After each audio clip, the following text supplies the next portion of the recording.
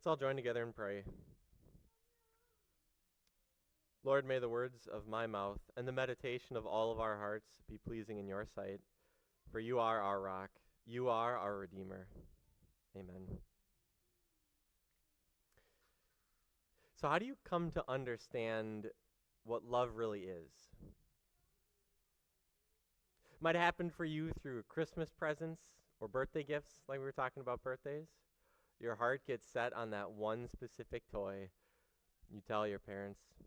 You dream about it for months or weeks at least. The hope, the anticipation builds. And then as you open up the box and you look up, you can see love in the eyes of the person who gave it to you. Maybe your idea of love got shaped a lot from a pain in your life. It was a time in life when you got injured and you couldn't take care of yourself. You couldn't eat. You couldn't walk. You couldn't do what you had been able to do before. But they could, and they did for you. They fed you. They laid next to you. They would not leave your side in the hospital. They loved you way more than you ever asked them to try to love you. How do you come to understand what love is in this world? In whatever ways it has happened for you in your life, God has helped you understand love through experiences and people. He helps us form this idea of love in our lives because love and life as a Christian have to go together. Love is really at the center of our lives. Because not only have we been shown love, God has given us the opportunity to show love to other people. Do you remember what Jesus said when somebody once asked him what was the most important thing for someone to do? Jesus summarized, he said, love the Lord your God with all your heart, with all your soul, with all your mind, and love your neighbor as yourself. Loving God and loving people are what our lives are supposed to be all about. So it might be kind of hard, but can you picture what your life would be like without love as the center of it? The Apostle Paul, who wrote this little section of 1 Corinthians, he can. He's talking to this group of Christians and trying to teach them about what their love should look like in the world. And he starts off first with what love isn't. He thinks, let's get rid of the bad stuff and get that out of the way. He says to Christians, if I can speak in the tongues of men or angels, but do not have love, I'm only a resounding gong or a clanging cymbal. If I have the gift of prophecy and can fathom in my head all mysteries and all knowledge, if I have a faith that can move mountains but do not have love, I'm nothing. If I give all I possess to the poor and I'm so generous and I'm all about other people all the time and give my body over to hardship that I may boast, but it's not with love, I gain nothing. This is kind of crazy in our world. You can have the most amazing skills and gifts and abilities and talents. You can be spiritually mature and absolutely capable of action. But if you don't use what you have for love, here's what God says, you're nothing. Life without love, even a good-looking life without love, is nothing. But you're here because you want to know what God says. You want to know what God tells you to do. You want to be something. You want love in your life. So what is love? I'm guessing you've heard these words before today, and you just heard them a couple minutes ago, but we're going to go slow and part by part through all these again. 1 Corinthians 13, God says, love is patient. Love is kind. It does not envy. It does not boast. It is not proud. It does not dishonor others. It is not self-seeking. It is not easily angered. It keeps no record of wrongs. Love does not delight in evil, but rejoices with the truth. It always protects, always trusts, always hopes, always perseveres. This is some different kind of love, right? Patient love in a fast and easy and accessible world. Kind love that shows absolute kindness even to people who can't pay it back or don't want to. Love that's content with what it has. Love that doesn't look to build itself up or make itself look good. Love that chooses to leave the past behind permanently. This love is able to be real and true and genuine all the time. This love pushes through all the bad and challenging stuff in a messed up world. This love is the always kind of love that always does all these things. This is some good love. Now, out of these two descriptions about what your life can look like, it's obvious and in your face about what kind of life you should be trying to live. You really can think about these as filters for what a Christian life should look like. Paul's negative descriptions and positive descriptions are going to help you know what love is. Because we know that life without love is not going to work for us. We know what kind of love we want in our lives. We want love that is there. Love like all of these awesome descriptions. Love that won't let us down. We want that better love.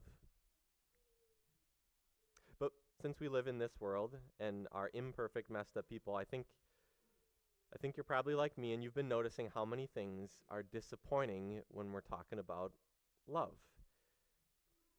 There's so much disappointment in our lives that it means that sometimes we don't get what we would want. We expected more, and this is all we're getting back. This is all the food you get for $20. This is the effort that our team is putting for an elimination game. This is a movie that's been hyped and built up for so long, and it was really bad. This news again, this war breaking out, this natural disaster hits. No, in this sin messed up world, it's disappointment that hits us often and hits us hard. And I think it's this disappointment that can lead to a really messed up filter for what our love should look like in our lives. We start to filter our love through how we're being loved by other people in our world. And it's this unspoken filter that means that there are times that we don't show love.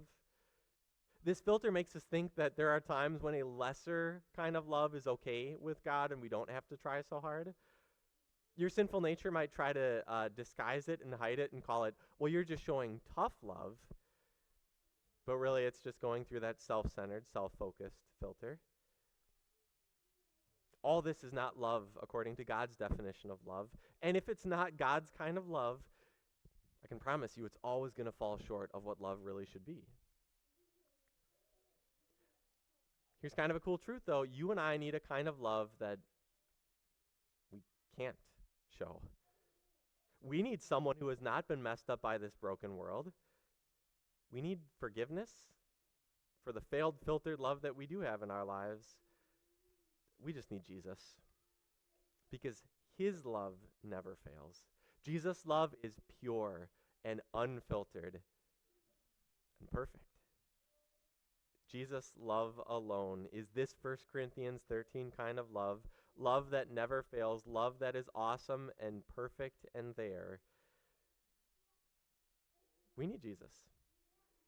So let's go back through the first part of Paul's description and see Jesus' love placed in these. Jesus' love is never a loud noise. Jesus' love moves mountains to help people. Jesus' love led him to give all he had for other people. Jesus' love never needed to be praised. He just acted. Here's the second part, the positive side. Instead, Jesus' love is patient. Jesus' love is kind. Jesus' love doesn't envy. Jesus' love doesn't boast. Jesus' love has no issue with pride. Jesus' love doesn't tear people down. Jesus' love stayed calm. Jesus forgave longtime sinners. Jesus spoke the truth to people. Jesus protected. Jesus trusted his Father. Jesus had hope for people. Jesus' kind of love never failed. It's Jesus' unfiltered, perfect, self-sacrificing love that is yours too. It's that kind of love that gets rid of your self-centered, sin-filtered love that you show in your life. It's his love for you that clears up your messed up past. It's his love that was there on the cross that has made you perfect right now.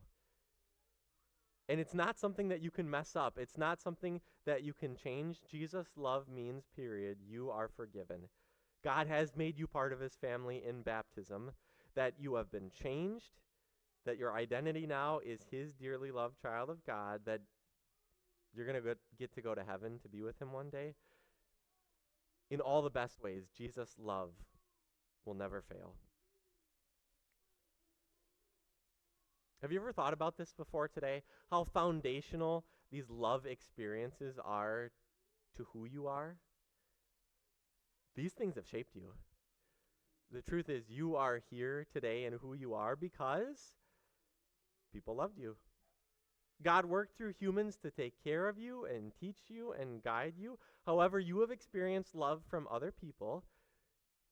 In a big way, this is why who you are.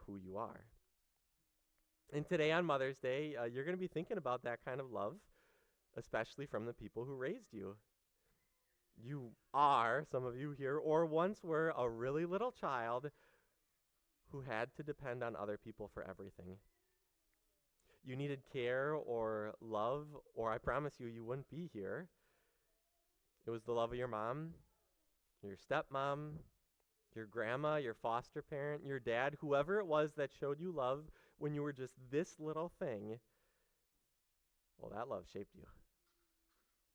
Today you can thank him for it.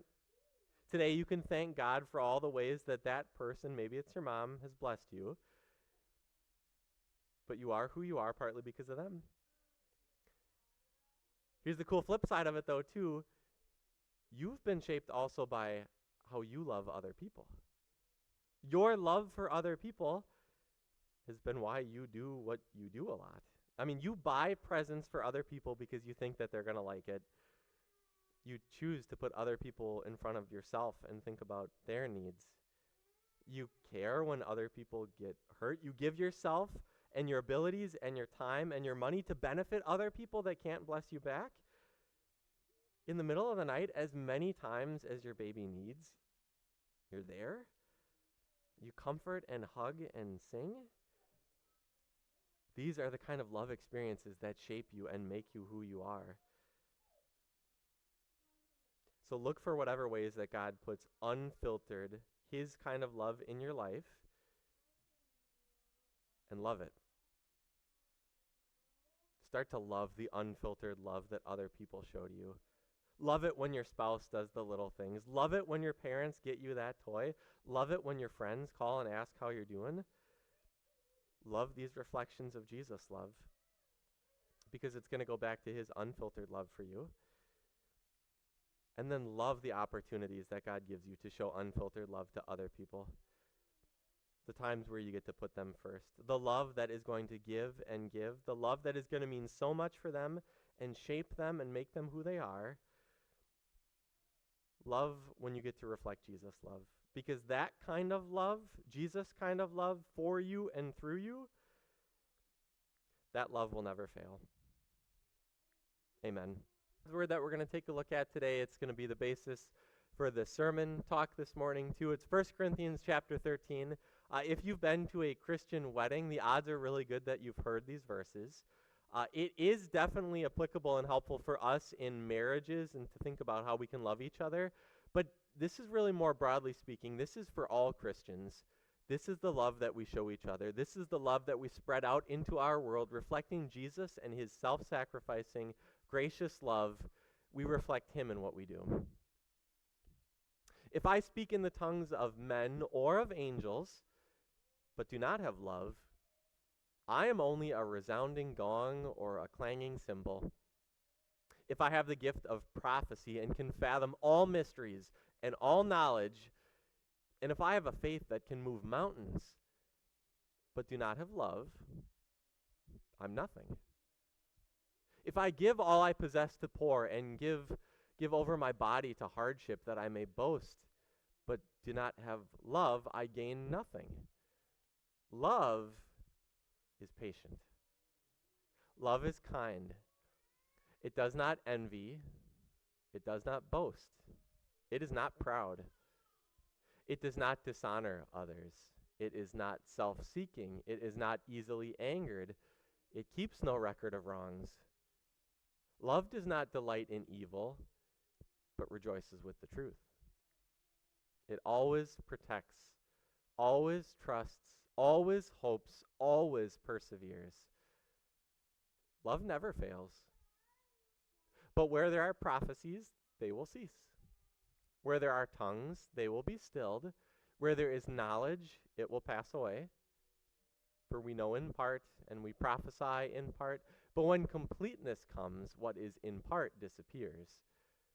When I was a child, I talked like a child. I thought like a child. I reasoned like a child. When I became a man, I put the ways of childhood behind me. For now we only see a reflection as in a mirror. Then we shall see face to face. Now I know in part, then I shall know fully, even as I am fully known. And now these three remain, faith, hope, and love. But the greatest of these is love. This is the word of the Lord.